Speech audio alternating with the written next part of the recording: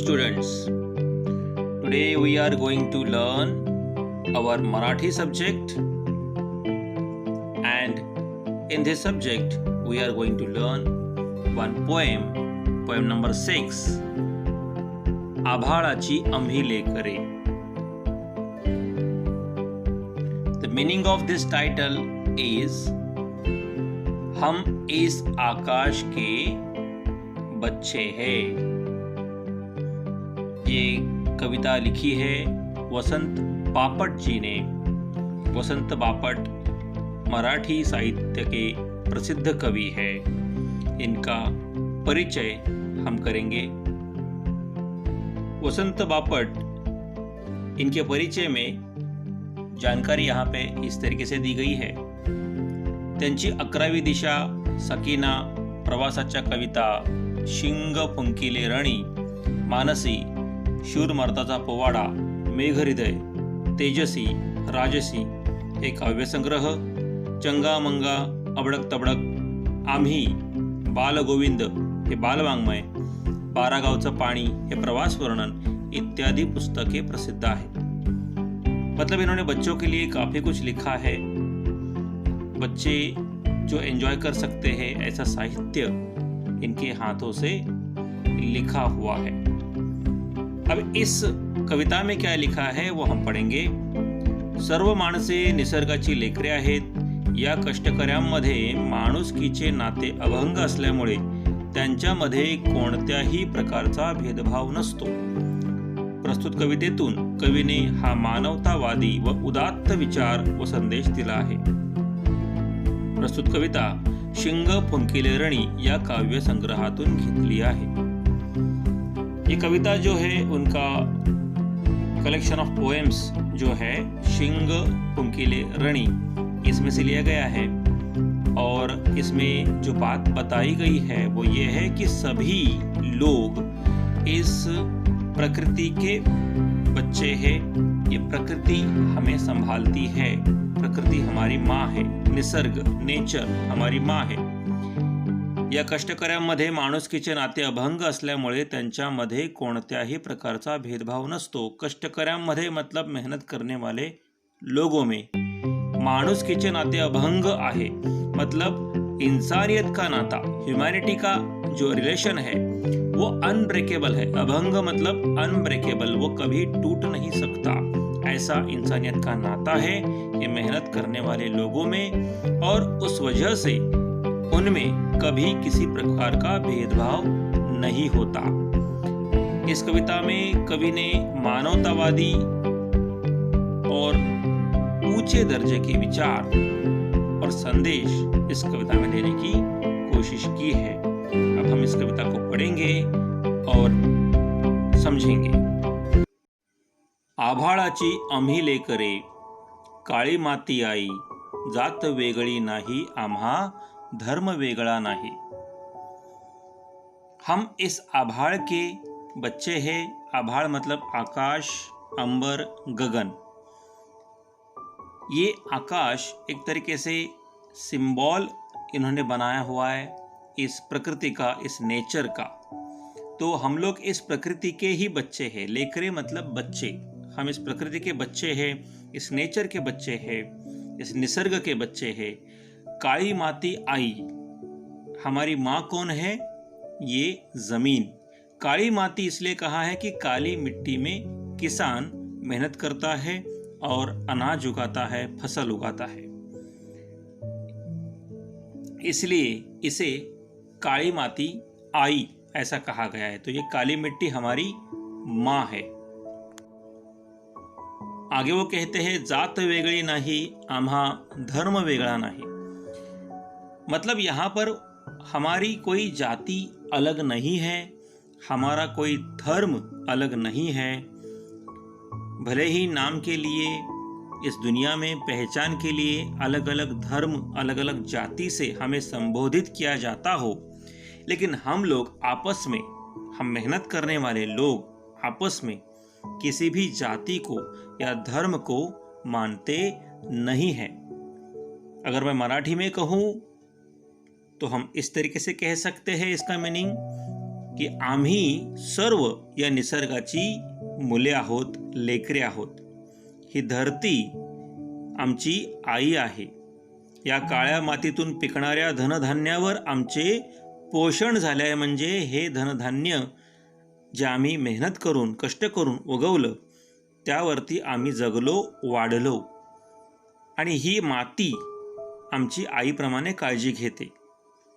त्यामुळे आमची जात वेगळी नाही, आम्हाला कुठल्या जातीमुळे वेगळेपणा येत नाही किंवा आमचा धर्मही वेगळा नाही. आमचा धर्म एकच, आमची जात एकच, कि आम्ही कष्टकरी आहोत. अब हम फर्स्ट स्टैंजा देखेंगे. इसमें लिखा है, श्रमगंगेच्या तीरावरती कष्टकऱ्यांची आमुची वसती. नाव वेगळे नाही आम्हा गाव वेगळा नहीं. मतलब श्रम की जो गंगा है, श्रम मतलब मेहनत, कष्ट, एफर्ट्स, हार्ड वर्किंग. तो हमारी मेहनत जो है, ये मेहनत की गंगा हमेशा बहती रहती है. हम हमेशा मेहनत करते रहते हैं, हम कभी थकते नहीं.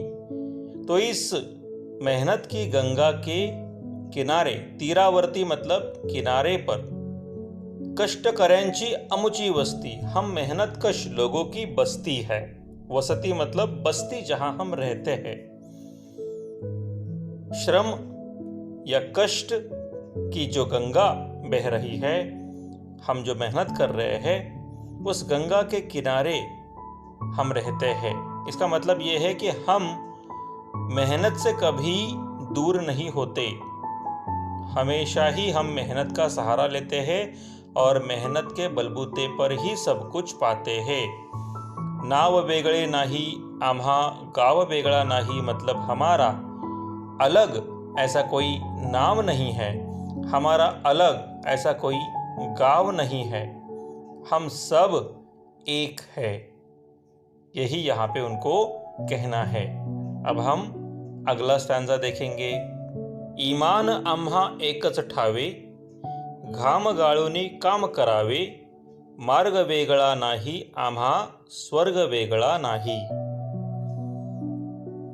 इसका मतलब यह है कि हमारा ईमान एक ही है. हम एक ही बात के लिए हमारा ईमान रखते हैं. वो क्या है? मेहनत. घाम गाळूनी काम करावे, यही हमारा ईमान है. यही ईमान हमें पता है. ईमान आम्हा एकच ठावे, ठावे मतलब पता होना. हम यही जानते हैं कि हमें मेहनत करना है, पसीना बहाना है. घाम गाळूनी काम करावे मतलब पसीना बहाकर हमें कष्ट करना है, मेहनत करनी है. मार्ग वेगळा नाही आम्हा स्वर्ग वेगळा नाही. हमारा रास्ता, हमारा मार्ग, हमारी राह अलग नहीं है, हमारा स्वर्ग भी अलग नहीं है. मतलब हमें जो हासिल करना है, ज़िंदगी में हमें जो पाना है, वो सब कुछ एक ही है. मेहनत करना है और मेहनत के बल पर ही जीते रहना है. इसके लिए हमारी खुशी वही है जो मेहनत करके मिले. इस तरीके से वो मेहनत के ऊपर पूरा बल देते हुए यहाँ पे हमें बताने की कोशिश कर रहे हैं. अब हम आगे के स्टैंजा की ओर जाएंगे. नेक्स्ट स्टैंजा में लिखा हुआ है, माणुसकीचे अभंग नाते, आम्हीच आमुचे भाग्य विधाते. पंथ वेगळा नाही आम्हा संत वेगळा नाही. इसका मतलब ये है कि हमारा नाता जो है आपस में, वो इंसानियत का है और वो है अभंग. मतलब कभी भी भंग न होने वाला, कभी भी न टूटने वाला अटूट नाता. मानुसकी मतलब इंसानियत, ह्यूमैनिटी. हमारा रिश्ता ह्यूमैनिटी का है और वो कभी न टूटने वाला है. आम्हीच आमुचे भाग्य विधाते, हम ही हमारे भाग्य के विधाता है. हम ही हमारे भाग्य को लिखते हैं. हमारा भाग्य कोई नहीं लिखता, कोई ईश्वर वगैरह नहीं लिखता, हमारा भाग्य हम खुद लिखते हैं मेहनत करके हमारे हाथों से। जो मेहनत करेंगे वही हम पाएंगे, हम जानते हैं। आगे इसके लिए कह रहे हैं, पंथ वेगळा नाही आम्हा संत वेगळा नाही। मतलब हमारा कोई पंथ, हमारा कोई समूह अलग नहीं है, हम कोई अलग रिलीजन, अलग ग्रुप से, हमारा कोई अलग धर्म नहीं है, और हमारा संत भी अलग नहीं है। हमारे मार्गदर्शन करने वाले जो है वो हमारे हाथ ही है, हमारी मेहनत है, हमारा अनुभव है। अब इसे मराठी में कहेंगे तो बोलेंगे की हम सब, आम्ही सर्व कष्टकरी आहोत, आम्ही सगळे मेहनत करणारी लोक आहोत। आम्ही माणुसकीच्या कधीही न तुटणाऱ्या नात्याने जोडले गेलो आहोत। कष्टकरी हाच आमचा पंथ आहे आणि हाच आमचा धर्म आहे। यापेक्षा वेगळा पंथ आम्हाला माहीत नाही। आमचे नशीब आम्ही आमच्या स्वतःच्या हाताने लिहितो, घडवतो। ठीक है, अब हम लास्ट स्टैंजा पढ़ेंगे। उसमें लिखा है, कोटि कोटि हे बळकट बाहू, जगन्नाथ रथ ओढून नेऊ। आस वेगळी नाही आम्हा, ध्यास वेगळा नाही। कोटि कोटि हे बळकट बाहू, बाहू मतलब हमारे आर्म्स, हमारे हाथ, हमारे कष्ट करने वाले हाथ। ये कोटि कोटि है मतलब हम लोग बहुत भारी संख्या में हैं, हमारी संख्या बहुत है। करोड़ों लोग रोज मेहनत करते हैं। जगन्नाथ रथ ओढ़ून नेऊ। जगन्नाथ रथ मतलब पुरी करके हमारे देश में एक जगह है, वहाँ जगन्नाथ करके ईश्वर है, उसका मंदिर है। उनका एक रथ यात्रा हर साल निकलता है, तो वह जगन्नाथ रथ बहुत ही बड़ा होता है और उसको खींचने के लिए बहुत भारी संख्या में भक्तों की वहाँ पे कतार होती है। तो उसका ही यहाँ पे सिंबॉलिक उदाहरण लेते हुए वो बोलते हैं कि जगन्नाथ रथ ओढ़ून नेहू, मतलब उस जगन्नाथ रथ की बात नहीं कर रहे जो मैंने अभी आपको बताया। वो बात कर रहे हैं मेहनत कश लोगों के सामने आने वाला कोई भी कठिन काम, कोई भी कठिन काम, कोई भी डिफिकल्ट टास्क होगा तो वो उसे आसानी से पूरा कर देते हैं। कोई भी मेहनत वाला कठिन से कठिन काम वो आसानी से पूरा करते हैं। तो इसके लिए इसको कहा है कि कोटि कोटि है बळकट बाहू, जगन्नाथ रथ ओढ़ून नेहू। मतलब हमें कोई भी प्रॉब्लम, समस्या नहीं आती, हम लोग हमारी मेहनत से उस समस्या का हल ढूंढ लेते हैं, सॉल्यूशन ढूंढ लेते हैं। आस वेगळी नाही आम्हा, ध्यास वेगळा नहीं। हमारी कोई आस नहीं है अलग, हमारे कोई होप्स अलग नहीं है। हमने किसी से उम्मीद भी नहीं रखी है कि कोई हमें मदद करने के लिए आएगा। हम हमारी मेहनत पर जीते हैं, हम हमारे हाथों पर, मेहनत करने वाले हाथों पर भरोसा रखते हैं।